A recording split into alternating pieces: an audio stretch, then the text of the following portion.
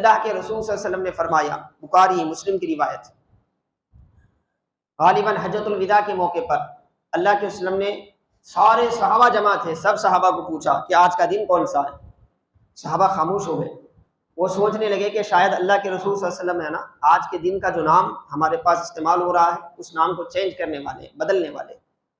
تو اس کے بعد اللہ کے رسول نے فرمایا کیا یہ آج فلاں دن نہیں ہے؟ بولے ہاں فلاں دن ہے۔ پھر اس کے بعد فرمایا یہ کون سا مہینہ ہے؟ تو صحابہ خاموش رہے کہ انداز رسول اللہ صلی اللہ علیہ وسلم کا متوجہ کرنے کا ایسا تھا کہ ایسا محسوس ہوتا تھا کہ رسول اللہ صلی اللہ علیہ وسلم اس کا نام بدلنے والے، خاموش رہے۔ آقا نے خود فرمایا کیا یہ فلاں مہینہ نہیں ہے؟ تو اس کے بعد فرمایا ہم کس شہر میں ہیں؟ بولے مکۃ المکرمہ میں، بلد حرام میں۔ تو اس کے بعد اللہ کے رسول صلی اللہ علیہ وسلم نے فرمایا فَإِنَّ أَمْوَالَكُمْ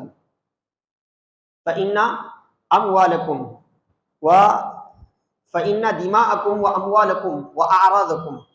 حرام علیکم کحرمتی یومکم ھذا وشہرکم ھذا وبلدکم ھذا۔ میرے آقا علیہ السلام نے فرمایا لوگوں سنو، جو احترام آج کے دن کا ہے وہ یوم عرفہ کا دن تھا، یوم عرفہ کی عزت بڑا احترام ہمارے پاس ہے، اور دوسرا جو ہے موقع کیا تھا؟ حج کا موقع تھا، مہینہ جو ہے حجۃ الشہر ذی الحجہ تھا، یعنی حرمت والا مہینہ تھا، اور لوگ کیا تھے؟ عرفہ کا میدان جو مکہ کی وادیوں میں آتا ہے، یعنی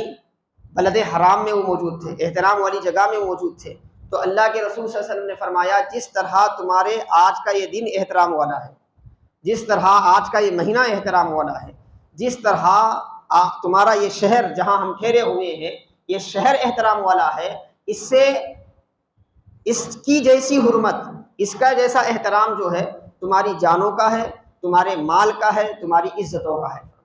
تمہاری عزتوں کا ہے۔ اور اس کے بعد اللہ کے رسول نے فرمایا، وہ سارے خطبے کے بعد آقا نے فرمایا جو موجود ہیں جو موجود نہیں ہیں ان تک میری بات کو پہنچائے۔ یعنی یہ حکم پوری امت کے لیے اللہ کے رسول نے دیا، ساری امت کے لیے فرمایا کہ ایک مومن کی جان، اس کی عزت، اس کی آبرو، اس کی دولت قابل احترام ہے، اسے کسی بھی حیثیت سے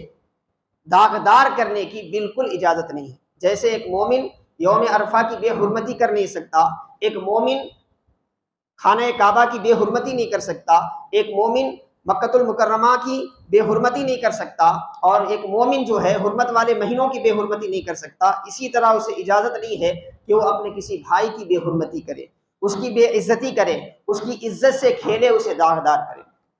تو آپ اندازہ کریں رسول اللہ صلی اللہ علیہ وسلم کی اس تعلیم کا کس طرح، یہی وجہ تھی کہ صحابہ اکرام میں ایک دوسرے کے لیے احترام پایا جاتا تھا، وہ ایک دوسرے کے خلاف کوئی بات سننے کے لیے تیار نہیں ہوتے تھے۔ کبھی کسی کے بارے میں کچھ کہا جاتا تو وہ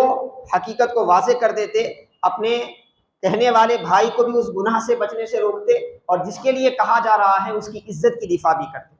اس کی عزت کی دفاع بھی کرتے۔ لیکن آج بالکل اس کے برعکس ہمارا معاملہ یہ ہے کہ ہمارے سامنے اگر کوئی کسی کے بارے میں اپنے غصے کا اظہار کرتا ہے اور ناحق کیا ہے اس کے بارے میں کچھ بولتا ہے تو ہم دفاع کی تو دور کی بات ہے، ہم مزے لیتے ہوئے نظر آتے ہیں،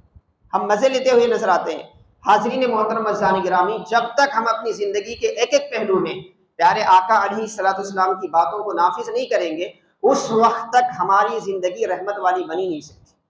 کیونکہ رحمت اسی کو ملتی ہے جو رحمت للعالمین کے طریقے پر چلتا ہے، آقا کے بتائے ہوئے اصولوں پر چلتا ہے۔ رسول اللہ صلی اللہ علیہ وسلم بذات خود اس کا بہت زیادہ خیال فرماتے تھے۔ ابو داؤد شریف کی حدیث پاک، خانہ کعبہ کا طواف کر رہے ہیں رسول اللہ صلی اللہ علیہ وسلم، اور اچانک خانہ کعبہ کی دیواروں کی طرف آپ سر اٹھا کر اسے دیکھتے ہوئے کہتے ہیں کہ اے بیت اللہ، اے اللہ کے گھر، کیا تیری حرمت ہے، کیا تیرا مقام ہے، تیری عظمت کتنی بلند ہے،